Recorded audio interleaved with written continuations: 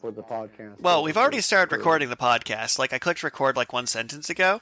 So, Richard and Karl presents Deep Space and Dragons. I do have royalty-free Best Kawaii Magical Girl music, even though that is not the topic we picked. But I refuse to change it.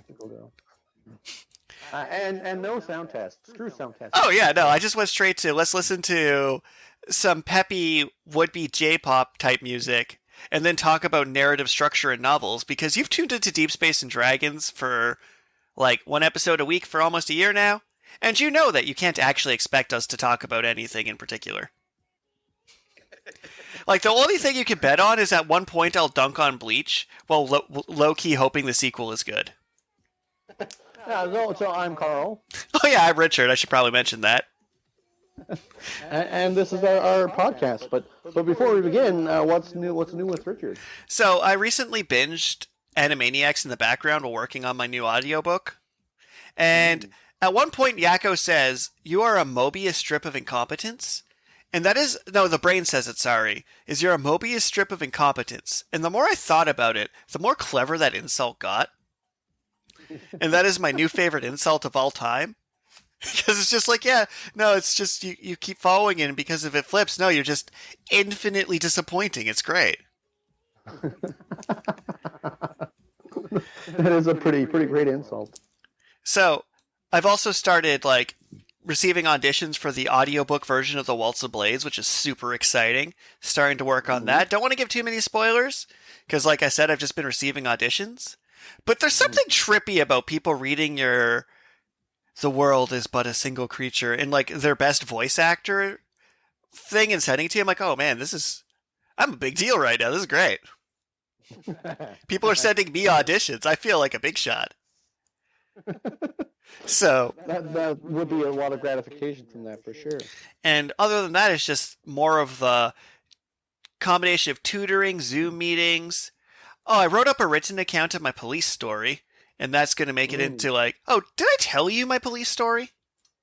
Yeah, there was a whole episode of that we did on our podcast. All right, just making sure, because like interesting things don't actually happen to me that often. Like what's new with Vlad is typically, or Richard, depending. So you're aware, our loving audience, Richard and Vlad are interchangeable names for me, and I did this to myself.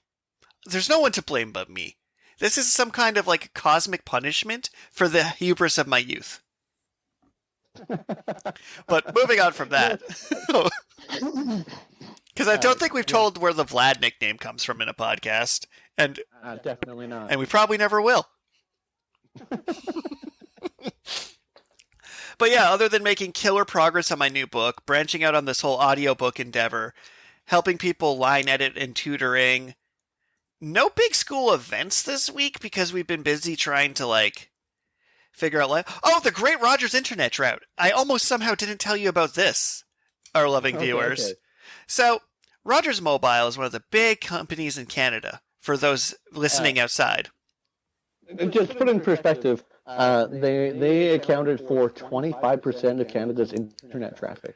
So, when they went out of business this weekend, and by out of business I mean got attacked by Apocalypse or Bass.exe or some kind of fictional anime villain that lives in the internet, I lost cell service, I lost texting, and I lost the internet for 3 straight days. Just me losing its fair game. I should probably turn off my computer once in a while. But it knocked out hospitals, emergency rooms, the entire university / college, and like basically put Canada back into a dark age for a weekend because they somehow account for a quarter of all of our communication. Okay, a side note. Debit transactions were down for all of Canada because Interac as our main debit transaction processor, and they appear to use Rogers. But for my business, we just said no debit, and I think we lost maybe like 50 orders. Well, you see, my business continued as normal. Well, because your business, your actual phone lines were, I assume, SaskTel, yeah? Oh, yeah. Saskatchewan was way better off because we have our own Crown Corporation, which has its own set of issues, but it definitely diversified us from the Rogers apocalypse. So I love when Saskatchewan survives by being simultaneously behind the times and ahead. It's kind of like, yeah, we don't daylight savings because we never jumped on board that train. like, you know what? Way to be, Saskatchewan. So, I could give a big speech about why I support crown corporations for our telecommunications, but I'm just going to show the example that the pizza place down the street from my house just closed because they couldn't get delivery orders in. They just gave up. They weren't going to have enough foot traffic in to even justify existing. Bad day for pizza. So, yeah, like, when your emergency room goes down, your phone lines in your emergency room go down because a private company dropped the ball, there might be a strong argument for there be, like, a public phone line as an option, just to, not have Rogers Mobile able to wipe out 25% of our GDP if they so desired. I'm just saying that might be too much power. That's Saitama punching someone to Jupiter. Like, why would you ever need that much power? So, that was my weekend. I played Fire Emblem Warriors, read a book, sipped a latte, and lived my best life, and no one could bother me. So, yesterday I had to do all my work I didn't do on Friday, because I couldn't. Right. So yesterday was me answering emails for 8 straight hours, and today has been pretty chill. Well, not quite 8 hours of emails. There's also Zoom meetings and other things that had happened. Right.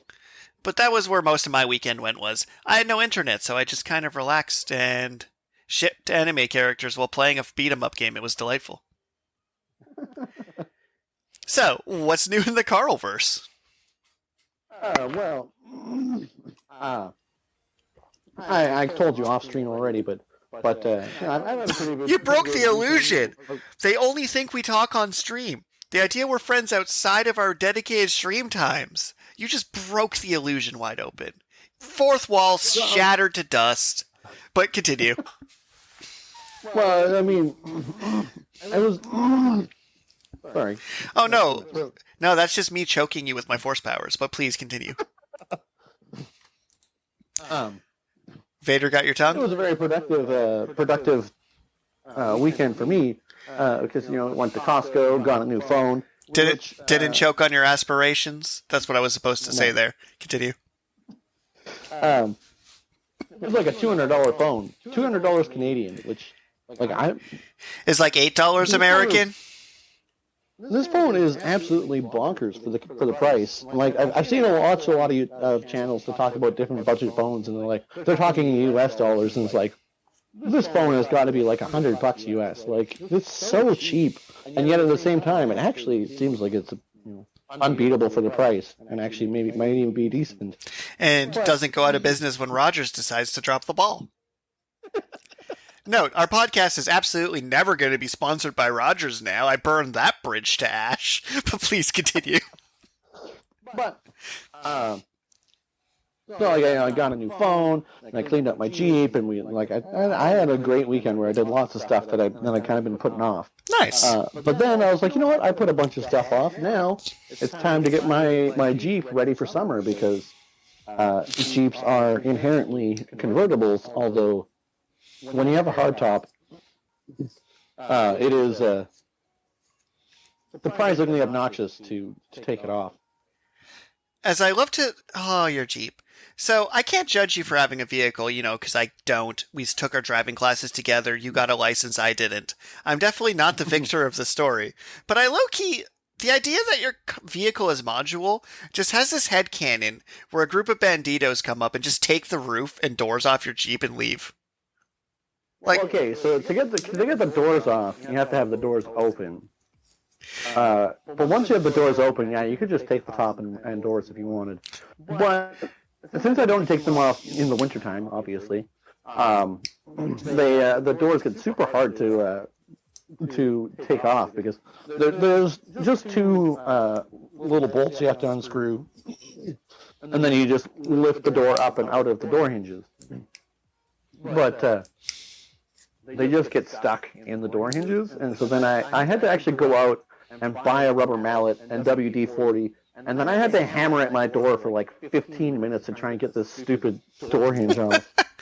At least it rhymes with orange. It was like an exercise. I was legitimately sweating and out of breath from hammering this freaking door.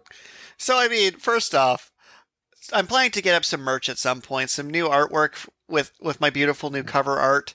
on some t-shirts. But I kind of like the D-Shape and Dragons t-shirt that just has a Karl quote that's like, I woke up a sweat hammering this door. It's just great.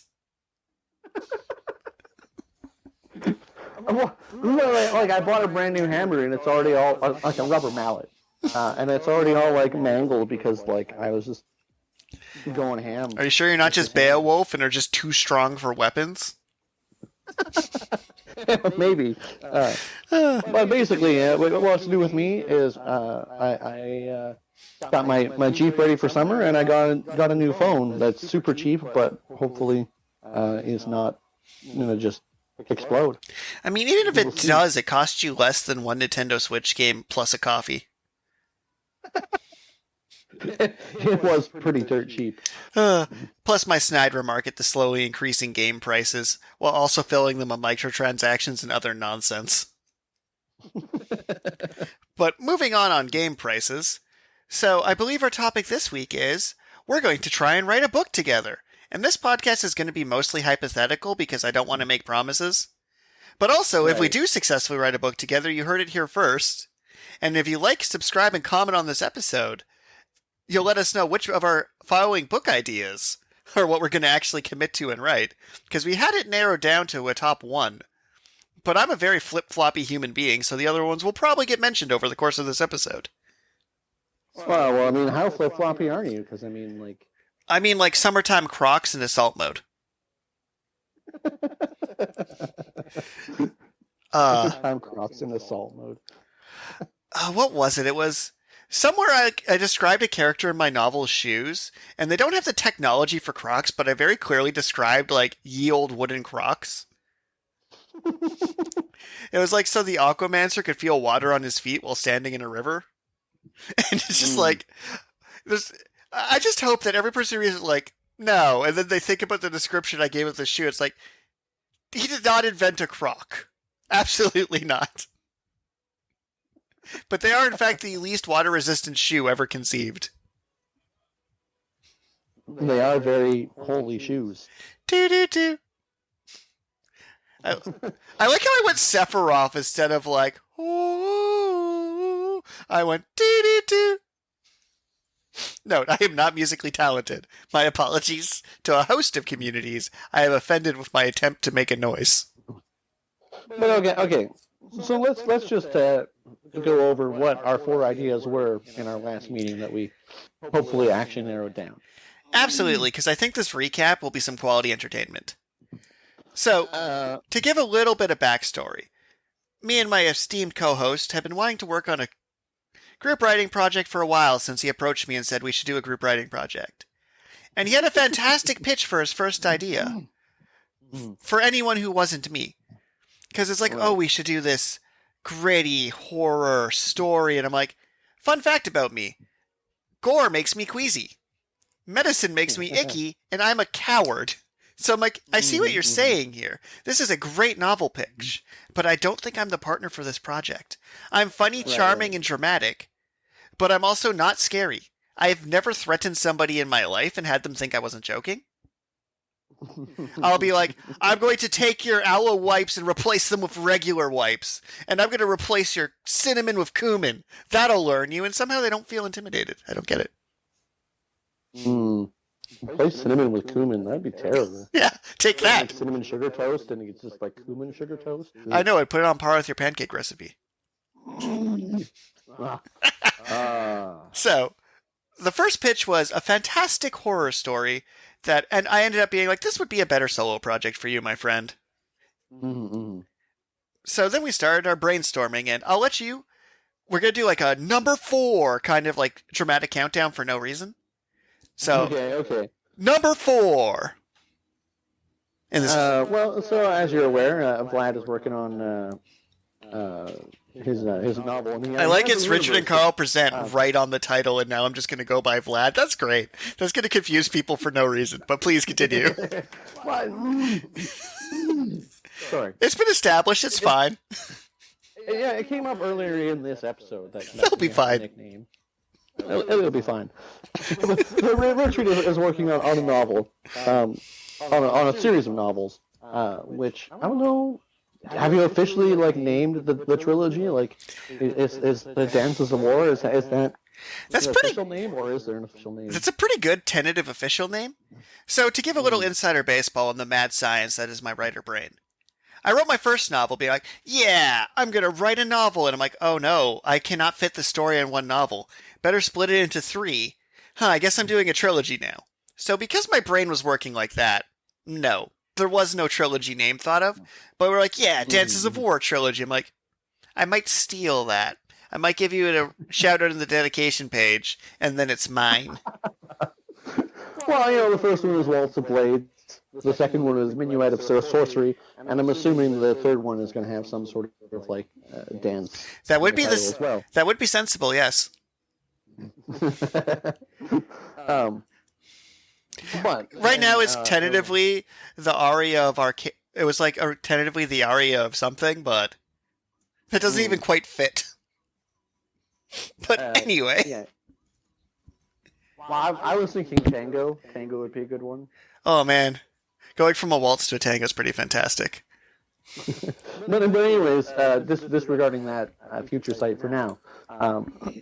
My first idea number 4, was to create side stories to help flesh out the world building, because like there obviously is a world with like rules and ideas going on in the story, but there's also a lot that goes unsaid, and the readers have to infer. And which is part of what makes a good story. But so when my esteemed co-host comes to me with this, I'm like, immediately I love it, because original Gundam is the worst Gundam series.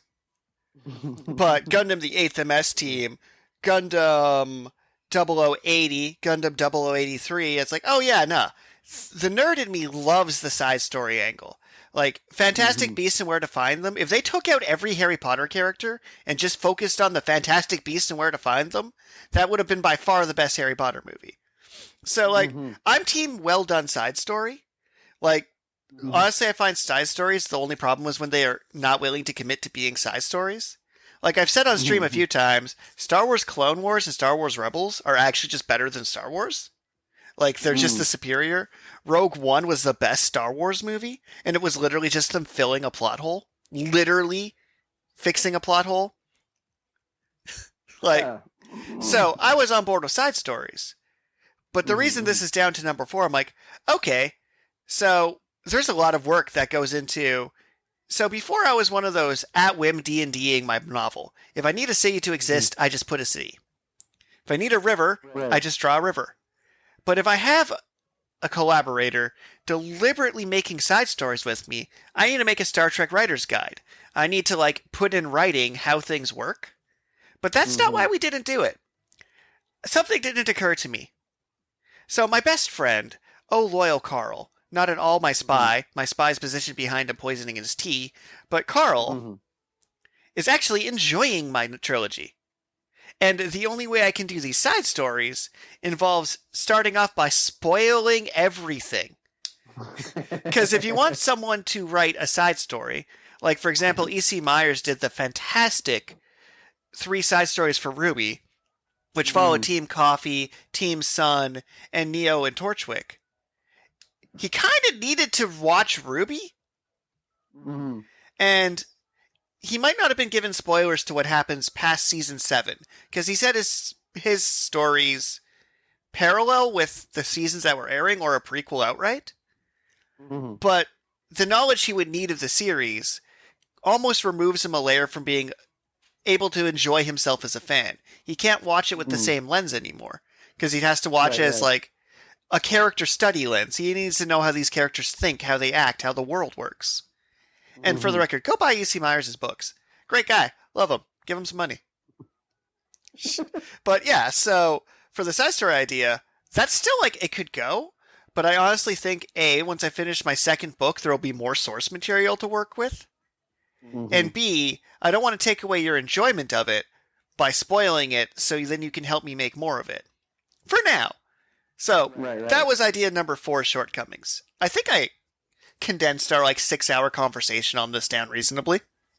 Fairly so. I mean, now we're on to the next one. Number 3! Nice. 10 out of 10. We are awesome. Idea number 3. I'll let you take the reins on this one. So idea number 3. So this will probably end up being a podcast episode of its own. But there is a absurd number of series which have a main character being a reincarnated hero. Or villain. Or villain. Or, well, usually both. If there's a reincarnated hero, there's usually also a reincarnated villain. And I mean, it's a narrative goldmine. Like, I can think of lots of examples that did this. Even One Piece pulled that card recently. Oh. He's technically the reincarnation of Joy Boy who ate the God fruit. It's a whole thing. Okay. And they totally pulled that one out of their butts for the finale of Naruto. Which I hated how Naruto handled it. I just gave a bad example. But that doesn't mean there isn't good examples. But I mean, it's just so common. You're going to be able to find good examples. You're going to be able to find bad examples. You're going to be able to find people who outright ripped off other properties who do the same thing. Oh, yeah, like I believe you can literally just write as half of your episode title, reincarnated adjective in another world. Or reincarnated proper noun? Reincarnated job title in another world? Anyway, it's a genre now. But then I was thinking, like, what could we do to put a fresh spin on it? Yeah. And my thought for a fresh spin would be a wizard who is immortal, and he's lived so long that he's forgotten that he's actually human. Like, forgot his childhood, forgot his parents, forgot all of his friends. So he just, like, views humans as peons and like, their lives are not valuable.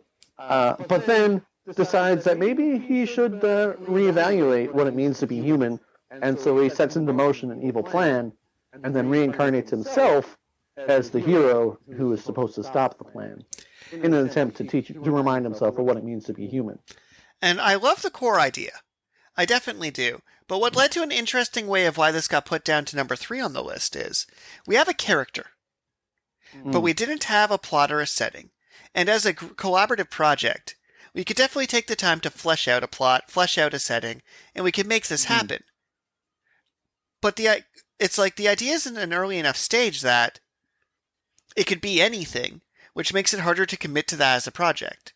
It's kind of like, hey, I wrote a sweet D&D character. Now we put it in a D&D world and we're good to play. And like, I'm all about a sweet D&D character. Someone gives me a pitch for a character, I'm like, oh man, I'd love to play that in D&D. That's how you can tell you pitched me a good character idea I like. So this project, like, okay, I can think of a lot of ways we can go with it. But literally because the idea was like, we have a theme, we have a character's want, and as they go for the what, they learn what they need. Like, all right, we got a solid character arc. But we still need to come up with, everything else. Absolutely everything else. Because it's like, this could take place anywhere from a psychic academy to the plains of Morador. I mean, I could even have spun this into being about robots somehow if I really wanted. If I was committed enough. We did have our Technomancer short story that we kind of sort of worked on for a while there, which was actually kind of similarly themed, where it was a robot overlord who didn't realize that he was the robot overlord because his memories had been erased. Yeah, it's like he downloaded his brain into a body that couldn't fit the entire hard drive space, so he got random files and thought he was the hero, but it was really just he was remembering his deep hatred of the hero, so he thought he deeply hated himself, and then was working to fix himself. It was complex, it was lovely, and never quite got finished. I did end up almost making an interactive version of it for a class project. But anyway, moving on from that idea, which was a solid one, we go to number 2. Number 2. Time to duel. Well,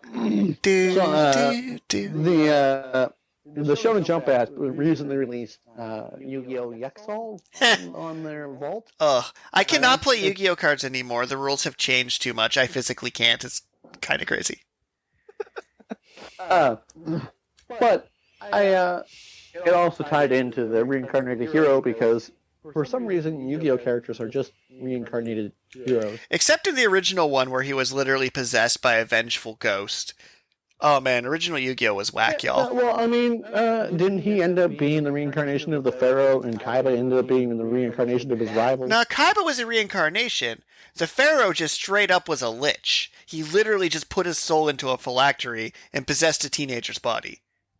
Oh, okay. But Kaiba got to be a reincarnation because love, and then his girlfriend became his favorite trading card, which is why he was obsessed with it, which is really, really funny. But more to the point, Yu-Gi-Oh! Yexal, obviously, they're playing the card game, and they're doing things, and it's like, I don't understand how this actually works. But then they were actually incredibly consistent with phrases and keywords that once they said something, did something, it always did that thing. Like if a card had an ability, it's like, okay, well now that card just has that ability, and every chapter going forward, that is that card's ability. And so that got me thinking, how would you, particularly for the medium of written word as opposed to a comic strip or manga, how would one go about creating a story about a trading card game? And my brain immediately sparked at that idea because I'm like, okay, I was in the generation where they really wanted to sell me things. So Beyblade was a series, Bakugan, Metabots, and it's like, yeah, no, the idea that how do I weave a game into a narrative so the game is part of the narrative structure and you still tell a good story with it? Because as much as people could easily say Yu-Gi-Oh! Was a bad story, this bad story sold more than most books will ever in their life. Like, I'm sorry, I am not a good of writer as the writer of Yu-Gi-Oh! Who recently passed away, a moment of silence. But yeah, I cannot do that. I do not, at this moment, possess the ability to be like, okay, here's my book about a fictional game, and it's so compelling you then go out and buy the fictional game. And I'm like, I want to do this, but I have to let you know, Karl, and this is why this is a silver medal product. You do realize we need to make a game, right? Like, we don't have to make every part of the game, but we'd have to write convincing enough rules that as we wrote this novel that was played with this game, that it made sense and didn't collapse under its internal logic. Because nothing I hate more than watching an anime that's like, I reincarnated a fantasy world that uses video game logic for some reason. Or I reincarnated a video game and then the game just wouldn't work. Like, recently I watched the... What did they call it? Blue Shirt Guy? The Ryan Reynolds is a video game NPC movie? Free Guy. Free Guy, thank you. And they broke their own video game internal logic and it made me so angry. So a character straight up says, how is he kissing me? There's no kiss button. And then she kisses him back. You just said that you cannot do that. It's not a VR game. You're at a keyboard with a mouse. He can do whatever he wants. He's a self-aware program. You as the player can't. Or it's like, oh, I'm hitting servers with a hatchet, which is just destroying chunks of the game. But we can't exit the game where our programmers can't get us to this island, but we have to smash a bridge and jump it. I'm like, you've never played a video game before in your life. That's not how anything works.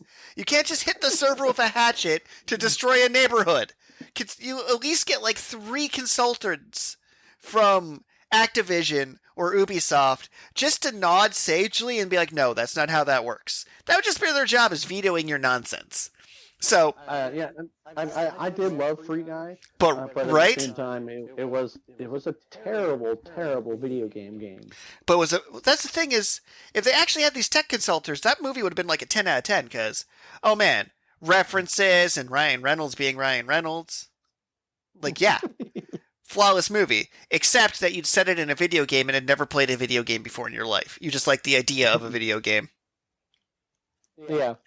And I hate when people state facts like, this is how our internal logic works, and then don't do it. You could just not have said it. You could have not said we only have 12 hours to go to 3 fetch quests to the Death Star. You just had to not say that dialogue, and we could not know how much time it took. This is fixable. You did this. The moment you say you only get 3 Chidoris, he only gets 3 Chidoris. Don't let him have 7. Anyway, the silver medal idea, which I'm still like, oh man, you can still sell me on, of make a novel that based around a fictional game that tells the story of it accurately, concisely enough that then would encourage people to go out and buy the game, which we have, is like, oh man, that's awesome. I would love to just be the next Pokemon. I'd settle for the next card captors. Card captors of the cloud, expect the Be unexpected the now. next Pokemon. Oh, I'm having limits. We're not going to be the next Pokemon. Or are we? So on to idea number 1. Idea number 1. This is the idea that I ironically I put the least thought into, but I was most certain you would like. And that's what's fascinating. Go ahead. There are a lot of monster raising games, The 90s were just full of them. but none of them have any real plot or world building. Like even Pokemon, like it kind of has this weird like plot that goes on in the background, but it like constantly contradicts itself. Pikachu, aim for the Rhydorn's horn. Pika! Pzza! Why? But so it would be refreshing to have a slice of life story about what it's like to actually be on a monster ranch in one of these bizarre worlds where monsters are like core to the functioning of society. And one thing I kind of want to mention about these weighted ideas in general. So when Karl first came to me with a really well thought out pitch, as an editor and as a coach, I was very confident I could help him write that book. But when it comes to collaboration, showing up to the table of half an idea is almost stronger. Because showing up with what is life like for these people on these monster farms? Like, what does a normal citizen do in Pokemon? Not the 12-year-old trying to be the Pokemon League champion. What's going on in this background farm with the person with this weave hat with the melodics rolling around? What is their life? And I'm like, I love this idea. Especially, I like the idea that there's so much for us to flesh out. Like, I really like the card game one for similar reasons of, okay, we have a concept, and now we get to work together to flesh out the world, the setting, the characters, and build this thing. But as you said, the idea you knew I'd like the most was ironically the one that had the least pre-work done. Because it's just so strong of, like, oh man, my brain immediately went corner gas meets Pokemon. Is that not just... That would be amazing. Right? Like, if we could pull that off, like, what do we do? Oh yeah, we raise dragons. Well, what's the conflict? We raise dragons. For some context, in case some people haven't seen Corner Gas, go watch Corner Gas. I weirdly can comfortably say that. That's my first like non-animated, non-fantasy recommendation on this show. Go watch Corner Gas. It's great. It is a hilarious comedy about the hijinks that happen in well, I mean it's almost a big city in Saskatchewan, but by comparison, like the biggest city in Saskatchewan is Saskatoon at like 330,000 people. Just so you're aware, and then before this podcast, we were talking about Arcane and the Tencent that owns it. Tencent has as equal number of employees as the population of Saskatoon. And so then the next biggest city is Regina with like 250,000 or something like that. And then the next biggest city is Prince Albert. 40,000? Somehow I never went to Prince Albert. Never been there. And so it's like the population centers in Saskatchewan drop off super quickly because it's like 40,000, then it's like Moose Jaw with 30,000, and then it's like Swift Current with like 16,000. I know I made a joke one time that the zombie apocalypse happened while we lived in Swift Current. I feel like me and Karl could actually kill that many zombies and just be good. Like, that is a killable number of zombies. You could just actually feasibly, especially since in Saskatchewan winter, there's no amount of magic that can make a zombie move in -50. I think it's actually feasible to just reclaim that city and be good to go. Like, you could just de-zombie the whole thing, build a deep trench around it, let it fill with snow all winter, and then it just turns to awful mud trap in the summer. And then they just drowned in the mud trap. Anyway. But the whole point of the matter is that, like, that kind of small town life is actually, like, there's a lot of hijinks and shenanigans that we get up to, and Corner Gas really is, like, an encapsulation of that kind of small town life in Saskatchewan. And then if we could just, like... take that energy. Pokemon to that? Add Pokemon to that energy? I think that would be a pretty great great story. I agree. So odds are that's the project that during this podcast and afterward we're probably going to start actively working on. Because anyone who knows me, Deep Space and Dragons, where do you think the dragons came from? Obviously, me.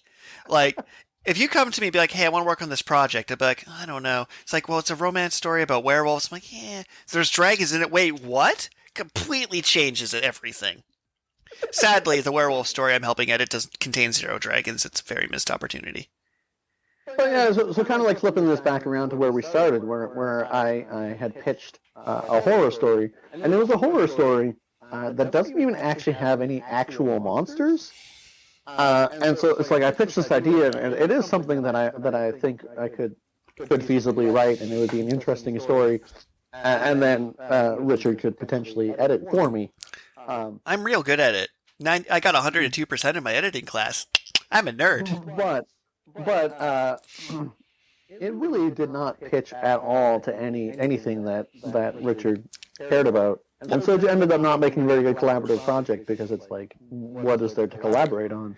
And it's funny, what I almost was deeply hurt at how much this didn't target my interest after we did a podcast about our shared interest for a year, where we went in deep emotional detail about every one of our shared interests in sequence. It's like, the closest we got to an episode of horror is when we talked about how anime doesn't fit into horror categories. Like, we just explicitly went, yeah, you can call all of these dark fantasy or horror because they're basically the same thing. And they at least put dragons and swords in them to keep me invested. Or stands. Man, how has JoJo's never had a dragon? Missed opportunity. If the creator of JoJo's Bizarre Adventure is watching our podcast, which I'm sure he is, we need dragons in the next part. The next part of JoJo's Bizarre Adventure, just have a character go back even earlier, like a pre-JoJo's to an earlier Joestar who fought dragons. Please. We deserve Stans fighting dragons in medieval England with all JoJo characters. Like, this just seems like the natural progression. Completely natural progression. For any other series, no. For JoJo's, yeah, fair game. JoJo's is great because it can do whatever it wants and it just keeps going. I wish I had that confidence. I wish I had the confidence to just drop giant robots in my second fantasy novel. Or like the guy who did Rave Master and Fairy Tail and Eden Zero. Yep, and then made them all just canonically connected because he can. Like, oh man, what? The self-confidence. How do you have the balls to draw the same characters 3 times? Like, I respect it too, because it's like, what if Space Lucy? And it's like, I respect your commitment. You're like, yeah, I'm just gonna do 3 Geralds, okay? I am doing it. What are you gonna do? Not publish me? Coward. Come at me, brah. For the record, Fairy Tail's so trash, but I actually stan Fairy Tail. I could give a whole speech about how Fairy Tail was somehow not sexist because it objectified everybody equally. But that's an episode for another day. We'll probably do a Fairy Tail episode at some point. At some point, yeah. But now that we've recapped our conversation about our writing projects, and we didn't go too much into how the nitty-gritty is probably going to function, because we're running out of episode time. It seems recapping our ideas and then comparing them to anime and TV shows filled our entire episode slot. Right. Which I'm completely fine with. We didn't even talk about Bleach that much. But moving on. So, first notice, just a little bit of post-episode notes before we get into our random question of the day. I have put the first 6 chapters of the Waltz of Blades on Wattpad to be free to enjoy. There'll be a link in the episode description. You could just search the Waltz of Blades. You could search Richard Kivas. And just watch. Read some chapters. They're free. No reason not to. And if you read those chapters, I need more book. Enter our weekly drawing. Send in your random question via email, YouTube comment, messenger pigeon, parallel time clone dream, America Chavez to go to another parallel dimension, so then I dream of your question. There's a lot of ways you can get your questions to us. Now I'm just thinking of ridiculous ways people have sent messages back in time. some of my favorite ways people send messages that are just ridiculous, like dreaming of maybe you could show up in my dream as a ghost who I've already fought on a staircase to give me a thumbs up and the question. Or, maybe you could send the police to check if he's okay and whether or not he got your message. First off, if you call the police on me to give me the random question of the week, you are as bold as drawing Urza 3 times for Fairy Tale. Also, if you're a current artist in Show and Jump, please, just in next week's Show and Jump, especially if you're writing Doron Duran and listen to our podcast, please just write in the background a character with a sign saying Deep Space and Dragons question of the week. That would be amazing. That would make my life. That would be amazing. But yes, answer your questions to win a digital deluxe edition of the Waltz of Blades Digital Deluxe. It's both digital and deluxe. And it has extra chapters those Wattpad chumps with their free chapters will never get. And with that, our random question comes in from a happy fan. Here's our question. How superstitious are you? Me? Superstitious? Right? Not at all. Yeah. Like any sort of superstition that someone might have is most likely just a physical phenomenon that we haven't found a way to explain yet. Like that's just historically speaking. Unless we live in some sort of revisionist history where all the actual superstitions have just been rewritten as science, that's like superstition doesn't make sense. Yeah, to answer for myself as well. So I'm a fan of the drama. Like, how can I put this? I described in a job interview the other day that I'm a professional liar. And I don't lie for evil, I lie for effect. 80% of what I say is true, and 20% is grossly exaggerated for dramatic effect. So I'm not a superstitious human being, but will I take a handful of salt and throw it behind me and say, "Be gone, demon," before I race you in Mario Kart? Yes. Do I think it'll do anything? No. Do I think it's funny, therefore I should do it? Absolutely. So I'll be like, "Black cat crosses our path, we're going to die." You'll be like, "Black cats are dangerous." I'm like, "That was a panther." I do also like to joke when like, because there's a lot of rabbits around, particularly in my neighborhood. Actually, there's lots of rabbits around here. And so whenever I'm going out late at night and I see a rabbit, I'm like, "Oh, rabbits are lucky. I must be going the right way." Exactly. Or that rabbit only has 3 legs. I guess it's mad that someone stole its luck and it's coming for you in the shadows. As you look behind you in the reflection of the dew in the grass, you see it watching and lurking, waiting to reclaim its fate. So, you say you don't like horror, and then you're like one of the most horrifying DMs to ever grace my ears. Oh yeah, great. But that's the thing is, I have to be in the right mind. You have to give me the right tools. Like, to mention one of my readers of the Waltz of Blades that just finished up the book yesterday, is, "Your book was so happy and happy-go-lucky, and I haven't emotionally recovered from what you did to me yet." Which is one of my favorite reviews I've ever gotten of all time, is "I haven't emotionally recovered. I can't talk to you about this yet." I'm like, "Oh yes, I did actual spiritual damage." So yeah, not superstitious in the slightest, but I do find it funny. That's my actual stance on superstition. It's kind of funny, like, in Critical Role and things, people will be like, "This dice is bad." And I'm like, "Nah, it's never the dice." But I do enjoy the idea of having like a pneumatic press on my desk and just crunching a dice for betraying me. So I guess I could say it's not that I'm superstitious, it's that I leverage superstition for personal and narrative amusement. And thank you everybody for tuning in. We occasionally stream on Twitch. Click that subscribe button. You'll be notified when we go live. It's often on Tuesdays. And other than just sending in random questions for us, you can also send in streaming suggestions. Because I am a student writer, so when people say professional author, they don't actually think of a rich person. They think of a very emotionally stable person who's eating instant noodles. So if you send us a request for a game, and I have it, it's very likely I'll play it on stream for your amusement. If you send me a game and tell me to play it with Karl, the odds go up drastically, because I can't just buy every video game I want. But yes, random questions, streaming suggestions, smiley faces, And thank you for everyone for tuning in. Do you have any last words of wisdom for our loving audience? Well, I mean, if you do go for the Triforce of Wisdom does seem to be the best one, because the Triforce of Power will turn you into some sort of horrible monster, and the Triforce of Courage will send you on a dangerous quest. So, Perfect way to end the episode. Take care. Make sure to love each other. Bye. bye.